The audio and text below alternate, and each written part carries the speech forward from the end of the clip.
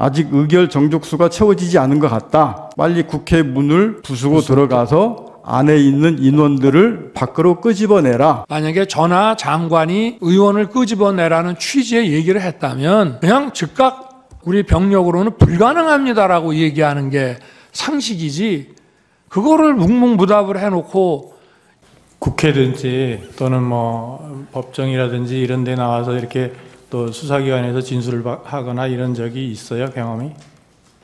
진술하거나 국회나 예. 또는 이번에는 여러 군데 가서 진술을 하고 조사도 받고 이랬지 않습니까? 네, 그렇습니다. 그런데 그런 경험이 있으시냐고요?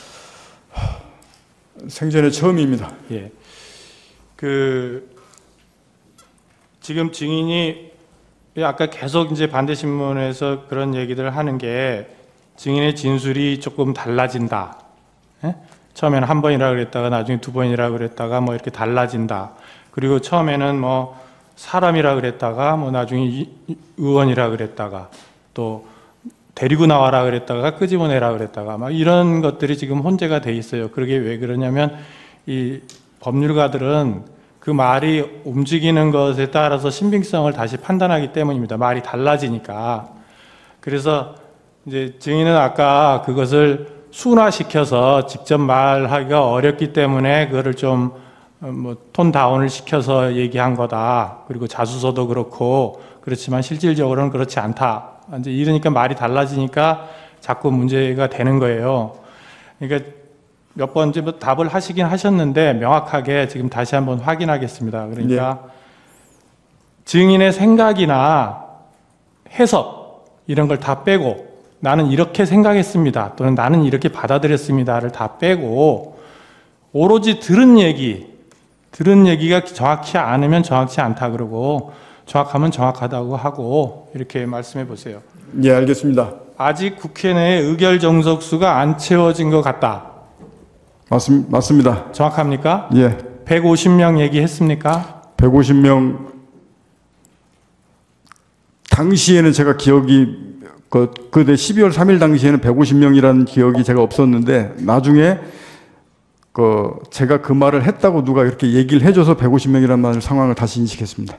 아니 그러면 지금 기억에는 그 150명이 안 채워진 것 같다라고 들었다는 얘기입니까? 아닙니다. 의결 정석수가 아직 채워지지 않은 것 같다. 이렇게 제 말이 그러니까 다른 사람 얘기 다 사상하고 증인이 오로지 기억에 의해서만 말해라. 그렇게 하겠습니다. 자꾸 말이 이렇게 되니까 달라지는 거예요. 예. 그 다음에 그러니까 의결 정적수가 안 채워진 것 같다라는 얘기는 했고 150명 맞습니다. 얘기는 들은 기억이 없다.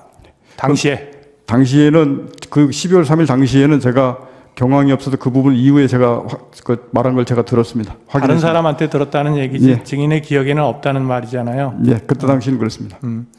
아직 의결 정족수가 채워지지 않은 것 같다. 예. 빨리 국회 문을 부수고 들어가서 안에 있는 인원들을 밖으로 끄집어내라. 인원이라 그랬어요? 인원. 의원이 아니고 인원. 예, 인원들을 밖으로 끄집어내라. 그럼 150명 얘기는 언제 했어요?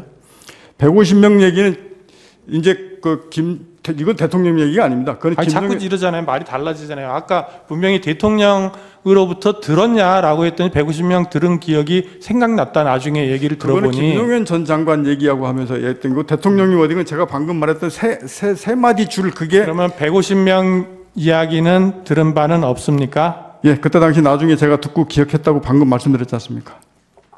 예, 알겠습니다. 제가 대통령이 말씀하신 그 워딩은 딱 그 세 줄이었습니다. 아까 말한 그 예. 내용. 예.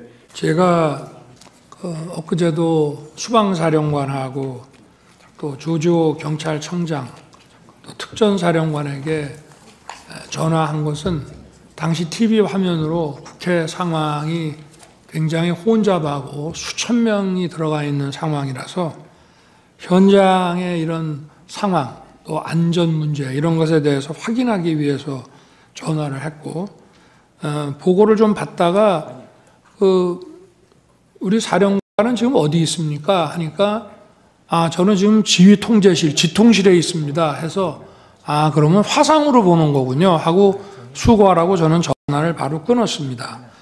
그런데 오늘 이제 얘기 중에 뭐 의원 끌어내라서 의원이라는 거는 자기가 의원으로 이해했다는 것이지 제가 그 의원이라는 단어는 쓰지 않았다는 것이고, 또 그게 아니라 인원이라고 얘기했다고 하는데, 저는 그냥 사람이라는 이런 표현을 놔두고, 또 의원이면 의원이지 인원이라는 말을 저는 써본 적이 없습니다. 그 말씀을 드리고요. 또 하나는 우리가 이제 공직자로서 뭐 군인이나 조직 생활을 하는 사람으로서 상급자가 어떠한 지시를 했는데 그 지시가 자기가 보기에 위법하고 부당하기도 한 면이 있고, 또 하나는 현실적으로 그걸 이행하는 것이 현실적으로 불가능한 상황도 있습니다. 그럴 때 상급자가 그거를 이행하라고 지시를 했을 때는 먼저 이게 부당하다 이런 얘기를 하기보다는 현실적으로 여건이 이래서 하기가 좀 어렵습니다. 이렇게 얘기하는 게 기본입니다. 그런데 당시 상황에는 아까 김현태 그 단장의 진술도 저도 뭐 여기 와서 처음 들어봤습니다. 조서를 본 것도 아니고. 그런데 당시에 이제 국회 본관을 거점으로 확보해서 이제 불필요한 인원을 통제한다는 목적으로 들어갔는데 이제 소화기 분사를 받고 이제 저쪽 북측문 쪽으로 이제 밀려납니다. 그런데 사령관이 이제 다시 들어갈 수 없냐라고 할 때 그 들어간다는 뜻은 그 아마 저 가운데 있는 홀, 뭐 로텐더 홀이든지 뭐 이런 쪽을 이제 말하는 것이 아닌가 이제 싶은데요. 그런데 어쨌든 그 상황에서 그 김현태 단장과의 그 소통을 통해서 그 안에는 약 15명, 20명이 안 되는 인원이 들어갔고 밖에도 혼잡할 뿐 아니라 그 안에도 그 7층 건물 안에도 굉장히 많은 인원이 있다는 것을 잘 알고 있습니다. 그런데 제가 만약 100% 양보해서 그 본회의장에 있는 의원을 뭐 정족수가 안 된 것 같다, 뭐 과반수가 안 된 것 같다라고 하면은 151명이라고 그래서 한 명이나 두 명만 끌어내면 되는 문제가 아닙니다. 한 명, 두 명을 몇 명이 가서 끄잡아낼 수 있는 게 아니라 151명이든 152명이든 다 끄잡아내야만 그 회의를 막을 수 있는 것인데, 그런 상황을 충분히 아는 사령관 입장에서 만약에 전하 장관이 의원을 끄집어내라는 취지의 얘기를 했다면 그냥 즉각 이거는 지금 현재 상황이 이렇기 때문에 우리 병력으로는 불가능합니다라고 얘기하는 게 상식이지, 그거를 묵묵부답을 해놓고 이거를 어떻게 해야 되나라는 얘기를 했다는 것인데, 그 말 자체도 제 통화를 받고 나서 얘기했다는 이것도 본인의 조서하고도 안 맞습니다. 그 얘기는 저한테 전화 오기 훨씬 전에 김현태 등과 얘기했다는 내용이라 본인의 조서하고도 지금 안 맞는 얘기를 오늘 하는 것입니다. 여러분들은 지금까지 이런 이슈들을 보게 되면 어떤 생각이 드셨나요? 제가 항상 여러분들께 뉴스만 평소에 잘 챙겨보셔도 돈이 된다, 돈을 벌 수 있다고 말씀을 드렸는데요. 그 이유는 제가 지난 5월 초에 여러분들께 뭐라고 말씀을 드렸죠? 지금은 정부가 주목하고 있는 K푸드에 관심을 가져야 한다. 뉴스만 보고 끝내지 마시고 투자 쪽으로 한번 생각해 보셔야 한다 라고 말씀을 드렸습니다. 그리고 나서 이런 썸네일들을 뉴스를 통해서 많이 보셨을 텐데요. 이렇게 정부가 정책으로 밀어주는 산업이 이슈가 됐을 때 정보에 민감한 부자들은 어떻게 생각할까요? K푸드 관련주는 뭐가 있는지, 어떤 종목이 나에게 돈을 벌어다 줄 수 있는지를 생각한다고 말씀을 드렸죠? 그 이유가 뭐냐 하면 부자들이 봤을 때는 이슈가 곧 돈으로 이어지고 이런 이슈들이 돈을 벌어준다는 경험적 확신이 있기 때문에 부자들은 항상 이런 사회적 이슈들을 관심 있게 챙겨본다고 말씀을 드렸습니다. 실제로 제가 지난번에 시청자분들과 함께하는 주식으로 수익 내기 이벤트를 진행했었는데요. 당연히 100% 무료로 진행했고, 여기 보시면 저한테 구독이라고 문자 남겨주신 모든 시청자분들께 이렇게 K푸드 관련주 중에 가장 급등할 확률이 높은 한성기업 딱 한 종목을 여러분들에게 추천을 드렸어요.